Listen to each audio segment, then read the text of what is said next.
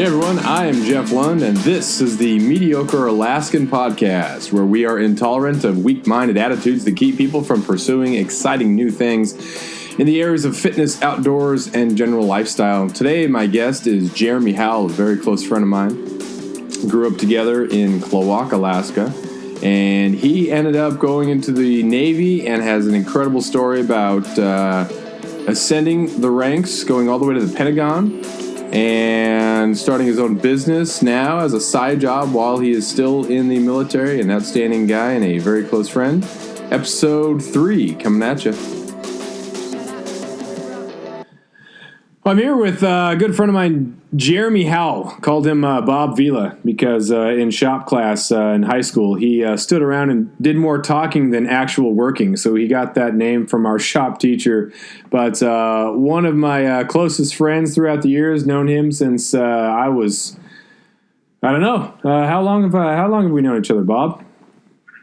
I think I probably met you when I got to Alaska in 1989, and your mom was my fourth grade teacher. I just remember you kind of being there and hanging out. I didn't know I was in Craig then at the time, which for people who don't know, that's 8 miles away from where. Well, I think you guys lived in Craig at the time, didn't you? Or no, maybe you lived in. No, we were always Klawock, but we lived in the teacher trailers first. That's right.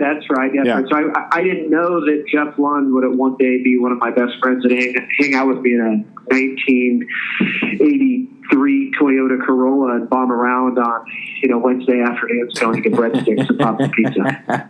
Well, yeah, when you're in a town, when you grow up in a town that has a high school of 62 kids, you can kind of assume that you're all going to be friends on at least some sort of level, just out of proximity. It's not right. Really a place that's conducive to being all that picky. Touche.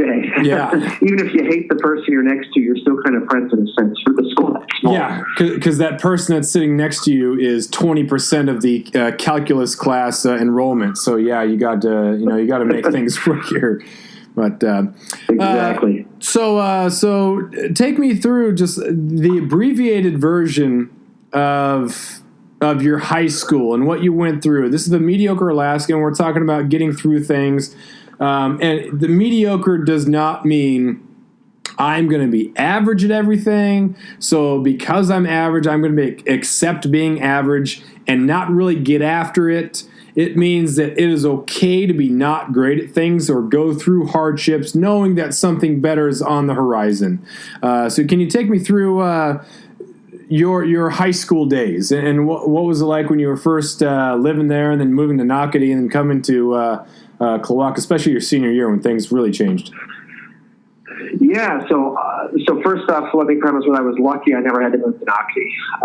I think if you remember, it's been 21, 22 years now. Remember, I moved out of my parents' house so I could stay at school in Klawock, if you remember. Because I didn't want to drive the 40 miles to Nocatee and be stuck in a trailer and go to school with just me, basically, or be homeschooled. That was not something I wanted. But I wouldn't take it back in a second going to school in Alaska. I think it was great. Like you said, a school of 62. I think, Jeff, you can probably attest that we were close with all of our teachers. My wife doesn't understand that. She doesn't even remember her teachers' names. I can, Mr. Cleary, Mrs. Cleary, Mr. Butler, Mr. Bussey, Mr. Merchant. I can name them all. Mr. Maurer, Mr. Stewart. I think what I remember mostly about my high school days are the fact that we were all pretty close. Even like I said, even if you didn't really care for somebody all that much, you still pretty much knew everybody pretty intimately, right? Because if we went to Jeff's house for an after school party, and our parties probably aren't defined what they played were on the lower 48. No, everybody was there. Certainly not American. It wasn't American Pie parties either. Like our parties were Coke, Pepsi, and hot dogs. Like we were the. Or my tubby high school ass jumping into your hot tub and your dad popping his head out of the top floor saying, "Hey, make sure Jeremy has some water." And I'm one of 8 kids in the hot tub. What is that? How come he's singling me out? Well, he was concerned, Bob, because at the time, you were not the fit athletic specimen that you are now. Yeah. I wouldn't call myself an athletic specimen right now, but I'm a little bit better shape than I was in high school. That's for sure.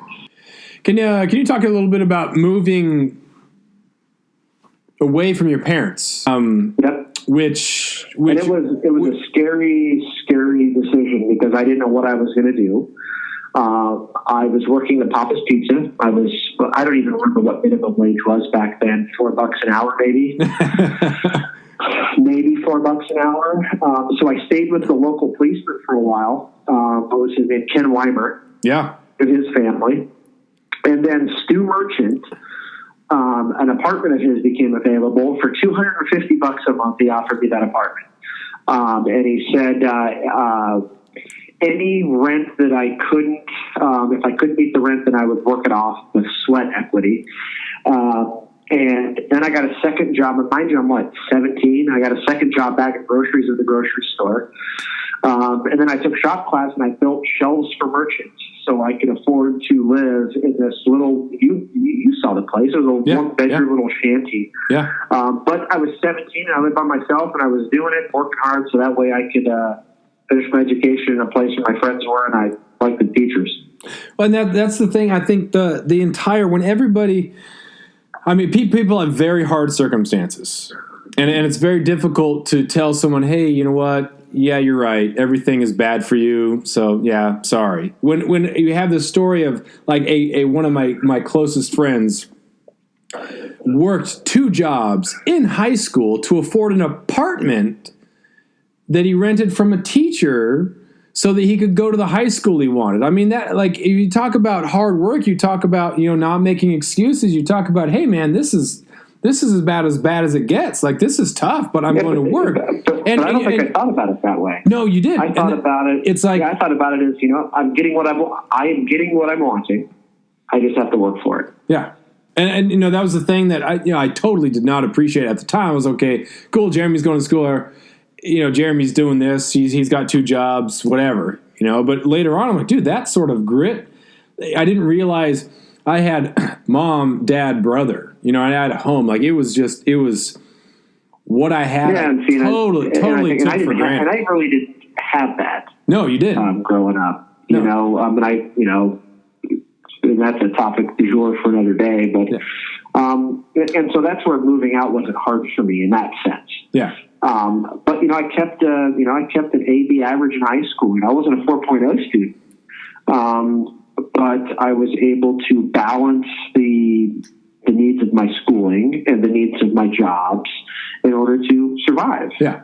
It wasn't even like you had your support group, like if you have a support group, it can really help things, right? So because of my support group, I'm able to overcome certain circumstances.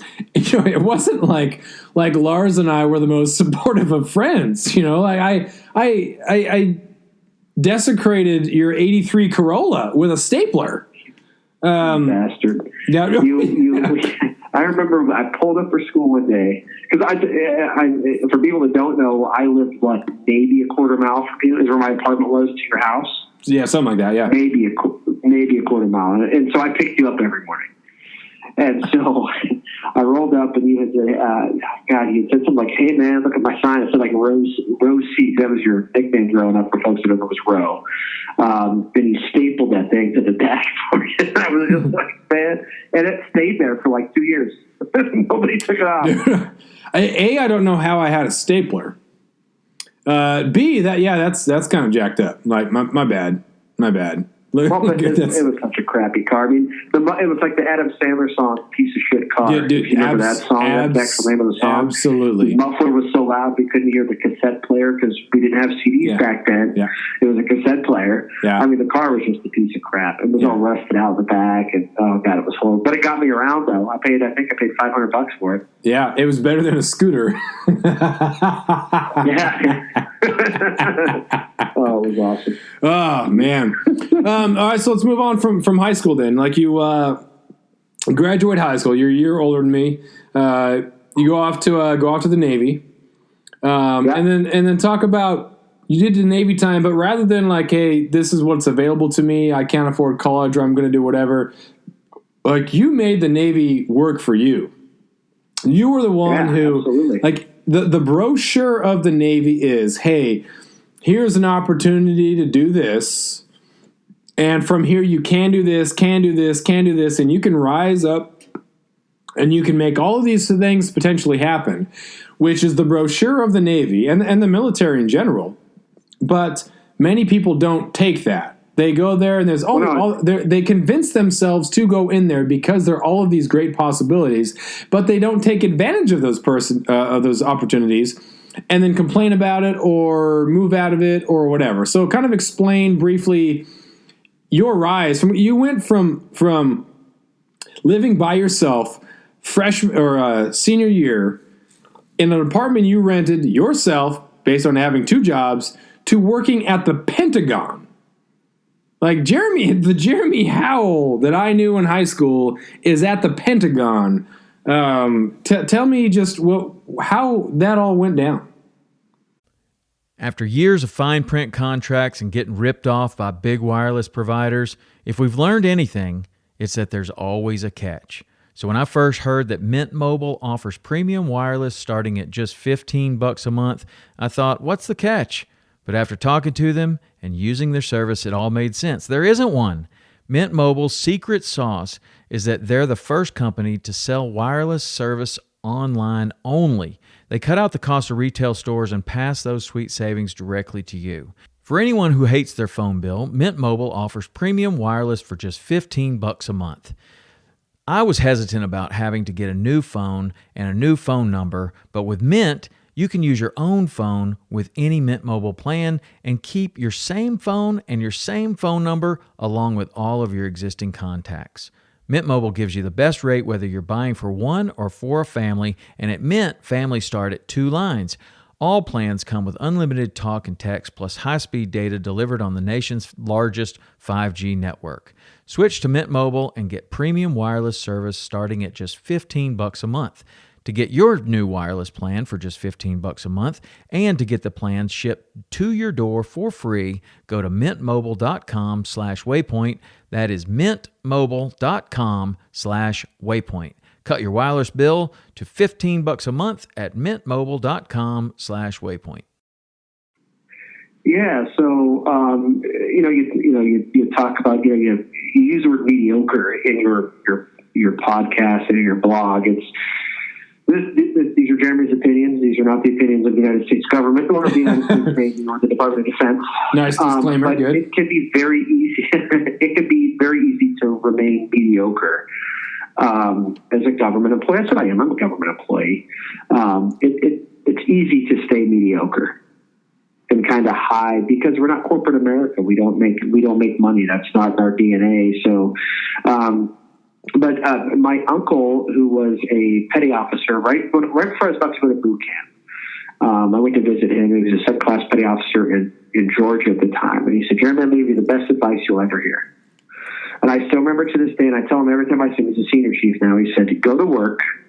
And he held up his hands, and he held up his thumb and his index finger about half an inch apart. He said, do that much more than your colleagues.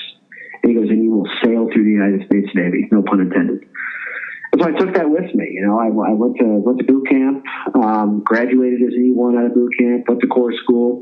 My first 3 years were rocky. I think I didn't like the Navy. I went to a hospital. I was a hospital corpsman. I knew I was going to be a medic, but I just didn't.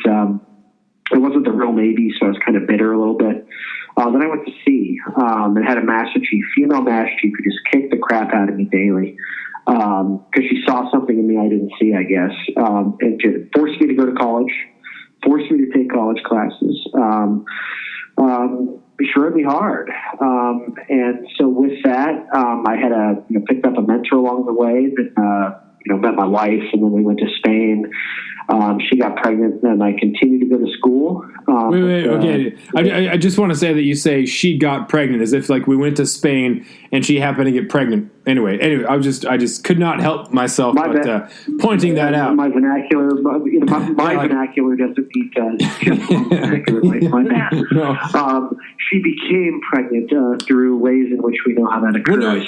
There you go. Not like, hey, we went out one night, we went running with the bulls, and then yeah, no, So went to Spain, and I had a senior chief there. I got there, and I was interested. We were newly married. I had interest in going out drinking wine and partying. He said, and my job was very easy at the time. He said, you can sit here for 6 hours a day, do nothing. But he goes, that's not what you're going to do. You're going to sign up for class. So I did that. I had a goal of becoming an officer by 2007 or 2008. And I had a year, so I finished my bachelor's degree in 2.5 years. So at one time I was taking 9 classes. I was a brand new dad. It was horrible. It was a crappy experience. But I did it. And, fast forward, I picked up E6 as a hospital corpsman in a relatively, in 8.5 years, which is a relatively short amount of time for a hospital corpsman. And then I became an officer shortly thereafter in less than 10 years. And so then I continued to work hard and was eventually selected to serve as the aide to the Deputy Surgeon General of the Navy, which is there's only 2 flag aides in Navy medicine. I was one of them. So it was looking back at the time, I was like, man, in 15 years I went from a snot-nosed E1 to serving the second most powerful man in Navy medicine. Going around meeting people. I was representing Navy medicine with my boss. So yeah, it wasn't anything that I did in particular other than worked hard. And I did what I needed to do. And when you compare that to really the mass of the population, you're a minority. You are. The folks that simply do excel, they're either going to be backstabbers and they get through Machiavellian type means, or they're the folks that truly work hard, which I don't feel I was ever Machiavellian.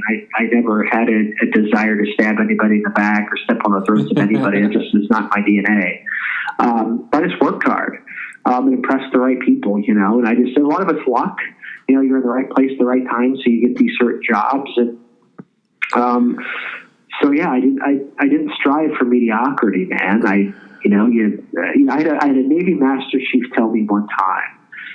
We were on the ship, and she said, she was talking to a bunch of us, and it's a quote I still remember, and she said, we had done something, we messed up, and so she came to the Navy in 1975, she cussed a lot, she was a chain smoker, she just didn't take crap from nobody, so she's talking to us, and she said, if I demand excellence from you, I'm going to get mediocrity, but if I demand perfection, then I'll get excellence. And so I kind of took that forward, and even with my sailors, hey, I can demand excellence from you, but you'll give me mediocrity, at least in my eyes. But if I demand perfection, you'll give me excellence. It's always striving for that next thing, I guess, if that makes sense.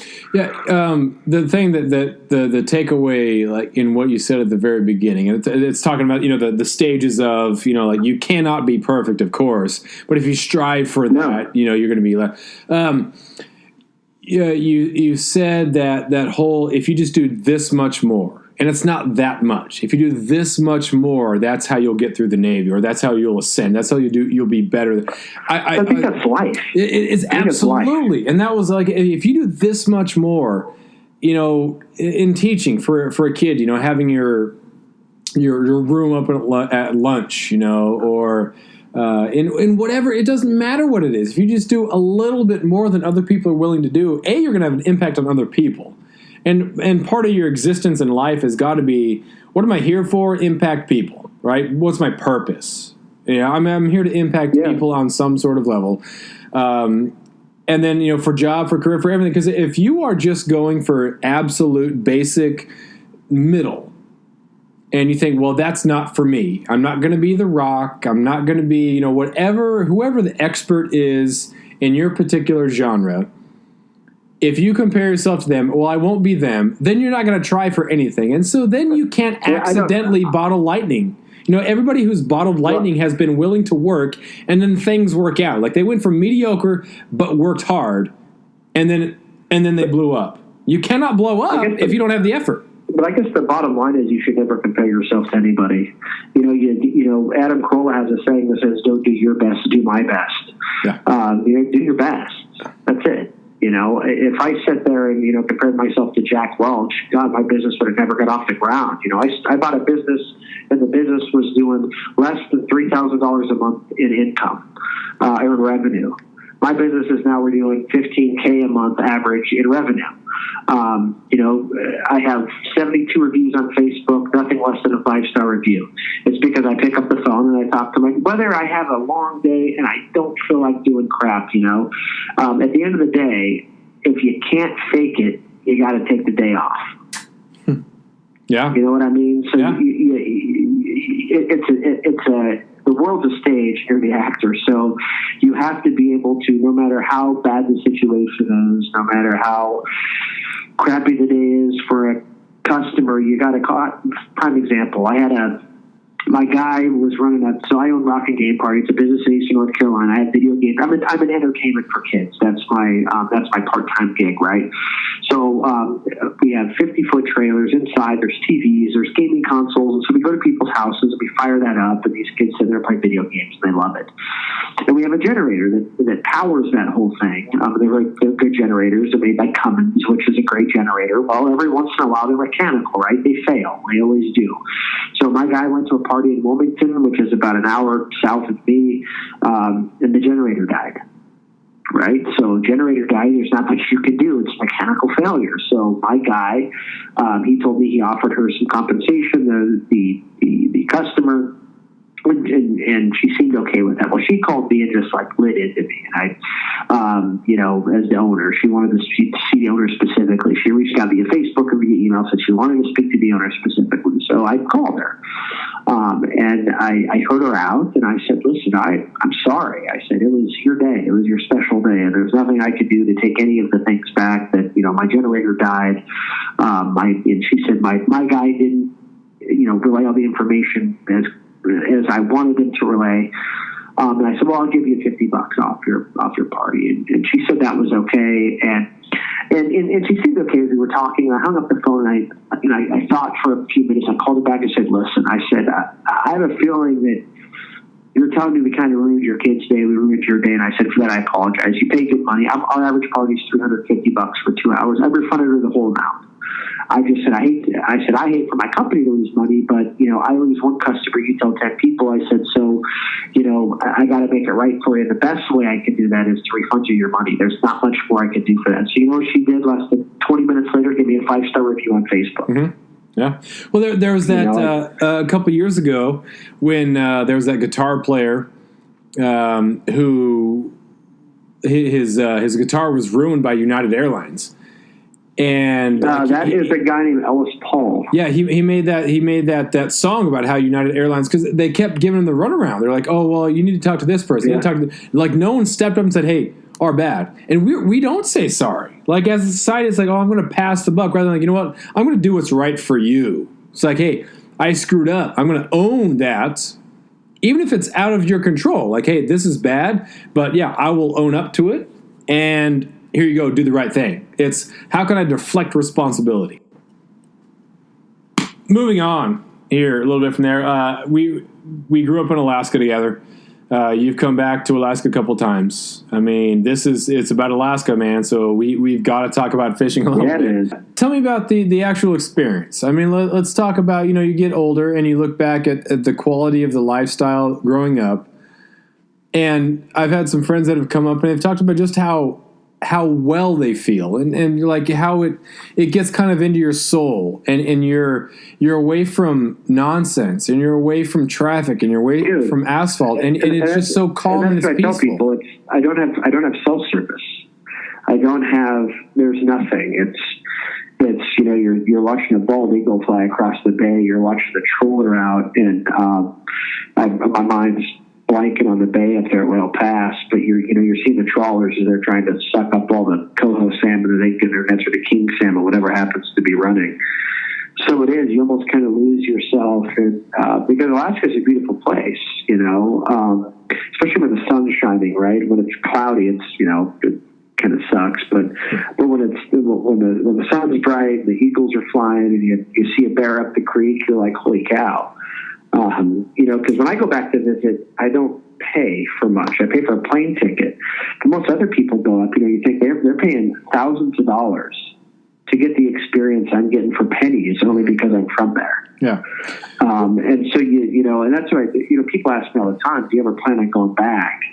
So yeah, it's a visit, and you take for granted, I think, when you were a kid, where in the lower 48, when you have cousins and grandparents and everybody, they've got movie theaters, bowling alleys, and the things we didn't have as a kid. We'd go to Ketchikan, and they'd have that 4-lane bowling alley, or whatever it was, and maybe the movie theater was working.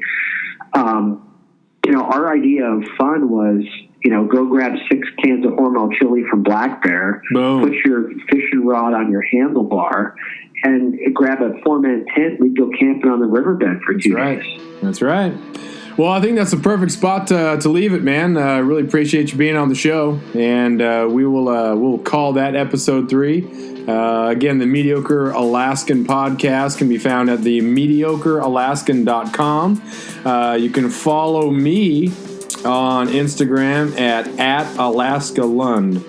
That is on Twitter. That is also on Instagram. Thanks again for listening, and we will see you next time.